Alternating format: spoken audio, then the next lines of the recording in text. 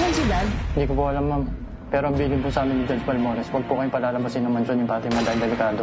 Gising si Dad? Ano ba daw yung mga sugat ni Abra? Kailangan ko pumunta ng ospital. Jen, hindi pwede. Alam mo namang associated ka, Miguel, di ba? Aalamin na ang katotohanan. Jing, Anong ibig sabihin nito? bakit ikaw? Sinabi mo ba sa akin noon na nakakakita ka na pala? Dad, isama niyo ako sa lahat ng plano niyo. Kaya alam niyo na kung anong kaya kong gawin para sa'yo. Aalamin ang tunay na intensyon. Anong ginagawa mo dito? Binabantayan ko si Atty. Abra. Mukhang ako lang naman ang concern sa kanya. Eh ikaw, anong ginagawa mo dito? Nandito ako para siguraduhin na maayos ang lagay niya. Gusto ko siguraduhin na walang taong dumidemonyo sa kanya.